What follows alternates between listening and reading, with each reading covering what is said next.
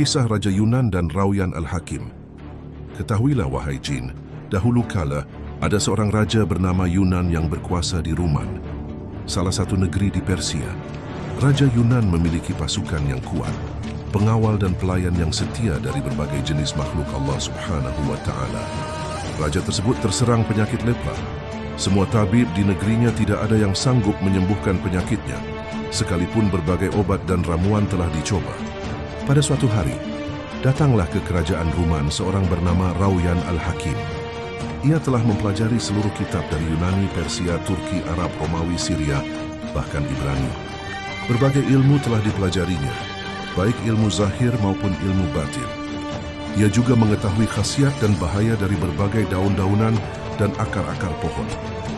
Setelah berada di kerajaan Ruman selama beberapa hari, Rauyan Al-Hakim mendengar kabar tentang penyakit yang diderita oleh Raja Yunan.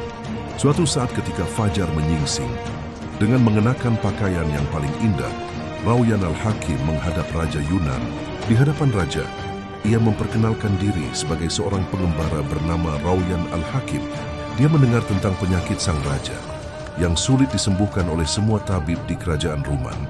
Oleh karena itu, dia datang menghadap untuk mengobati penyakit sang raja. Ia menjanjikan kepada sang raja bahwa dengan izin Allah Subhanahu wa Ta'ala akan mengobati penyakit itu tanpa memberikan ramuan atau obat.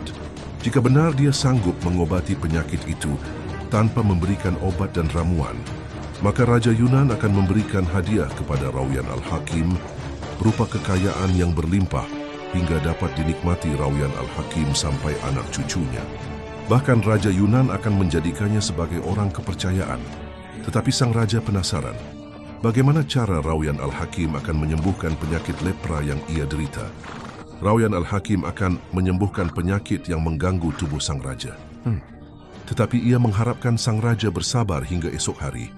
Dengan perasaan heran dan penuh harapan, Raja Yunan mempersilahkan Rauyan Al-Hakim untuk datang ke istana besok pagi. Kemudian Rauyan Al-Hakim mohon pamit kepada Raja Yunan untuk kembali ke penginapannya. Sesampainya di penginapan, ia segera mempersiapkan alat pengobatan. Ia membuat sebuah benda berbentuk palu yang ujungnya melengkung. Palu itu ia lubangi. Pada tangkai pegangan palu ia bubuhi ramuan berkhasiat. Selain itu, dengan ilmu yang ia kuasai, Rauyan Al-Hakim membuat bola. Keesokan harinya, Rauyan Al-Hakim menghadap Raja Yunan. Sesampainya di istana, ia mencium lantai di hadapan Raja Yunan dan segera meminta Raja mendahuluinya menuju lapangan untuk bermain bola dengan menggunakan palu panjang. Maka, dengan ditemani oleh para pembesar istana, Raja Yunan berangkat ke lapangan.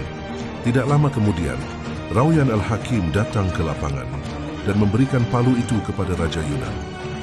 Rauyan Al-Hakim meminta sang raja untuk mengambil palu di tangannya dan memegangnya sebagaimana cara Rauyan Al-Hakim memegangnya.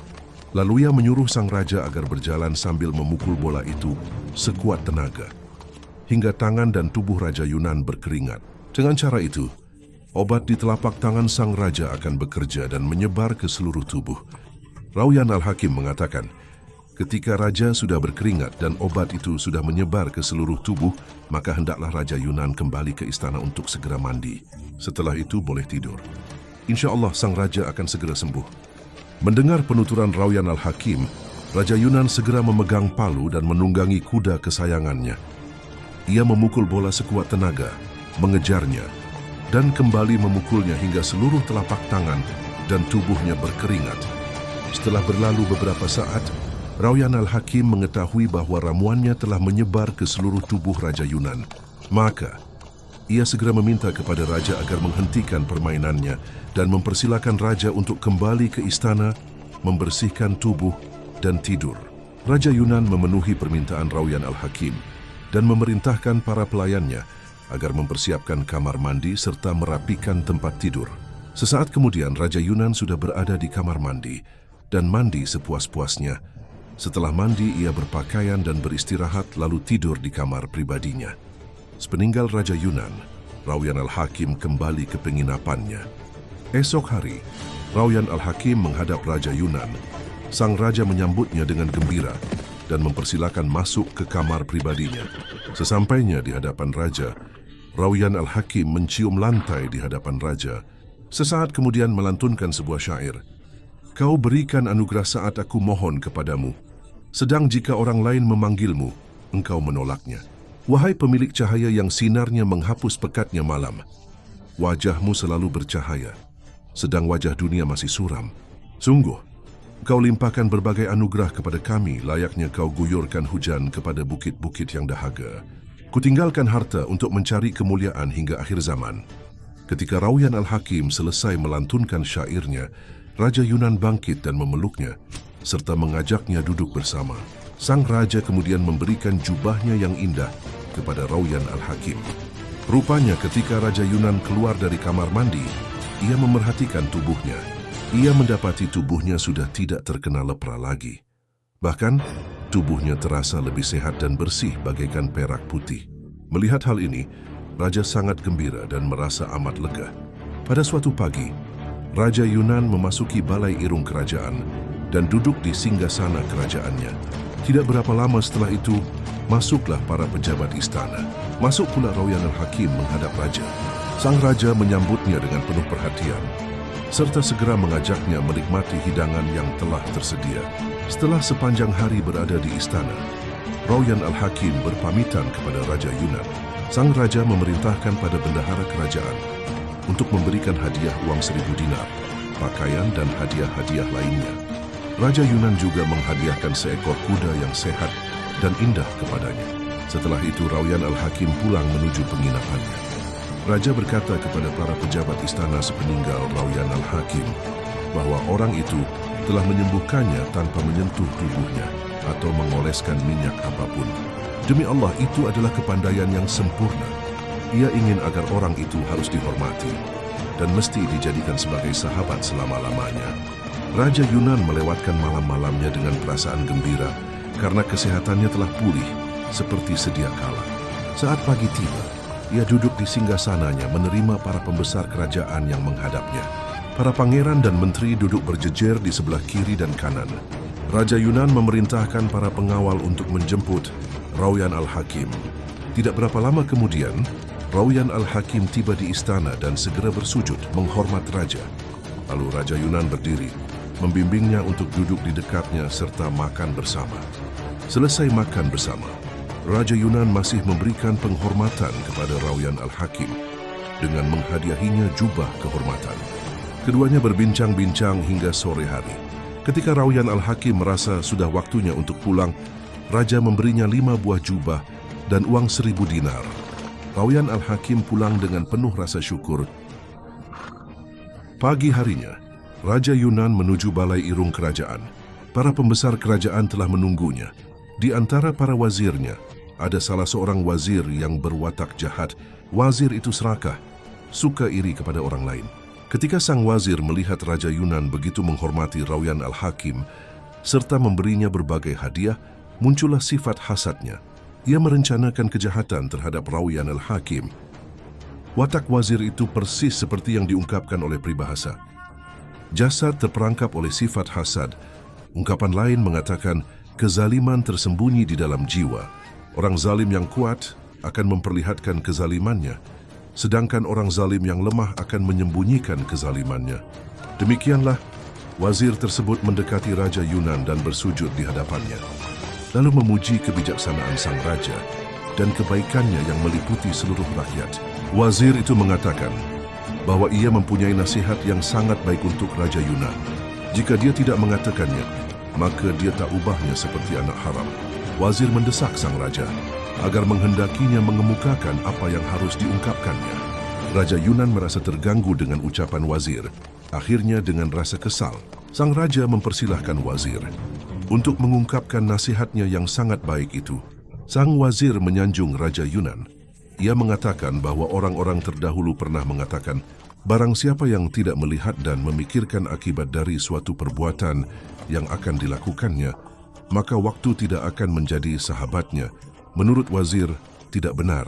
Jika Raja Yunan memberikan kenikmatan kepada seorang musuh yang hendak menghancurkan kerajaan, sang raja telah berlaku sangat baik, memuliakannya, menjadikannya sebagai orang kepercayaan. Wazir sangat khawatir akan keadaan sang raja. Mendengar ucapan wazir itu, Raja Yunan tampak sangat gusar, wajahnya berubah merah. Sang raja dengan penuh wibawa bertanya kepada wazir tentang siapakah orang yang dituduh wazir sebagai musuhnya, dan raja justru berbuat baik kepadanya. Wazir menjawab dengan menyuruh Raja Yunan, jika berada dalam keadaan tertidur, maka raja harus segera bangun. Sebab yang wazir maksudkan adalah Rauyan Al-Hakim. Raja Yunan berkata dengan lantang di hadapan sang wazir. Ia mengakui Rauyan Al-Hakim sebagai sahabatnya. Rauyan Al-Hakim adalah orang yang paling mulia di antara mereka, sebab ia telah mengobati sang raja dengan sesuatu yang hanya digenggam dengan tangannya. Rauyan Al-Hakim telah menyembuhkannya dari penyakit yang tidak bisa diobati oleh seluruh tabib di seantero negeri. Sungguh, tak akan ada orang yang menandinginya di dunia pada saat ini. Jadi, bagaimana wazir bisa menyatakan kebohongan seperti itu?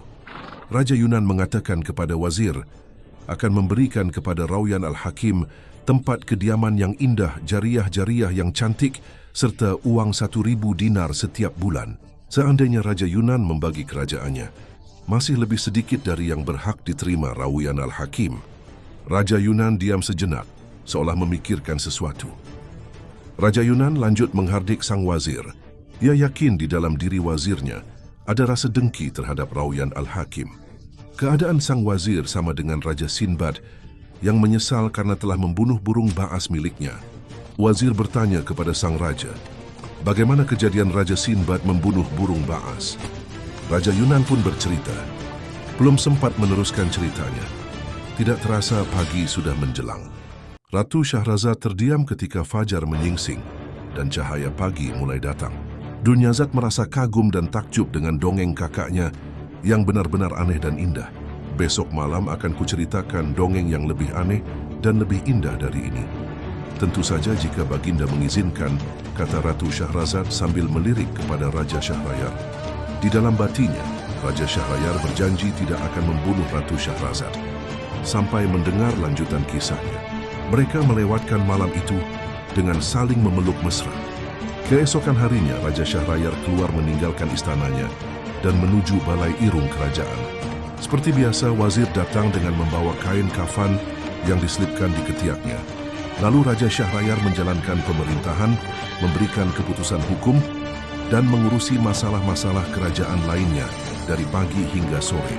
Setelah itu, balai irung kerajaan pun ditutup dan Raja kembali ke istana. Ketika malam tiba, Raja Syahrayar membimbing Ratu Syahrazad ke peraduan untuk memenuhi kebutuhan syahwatnya.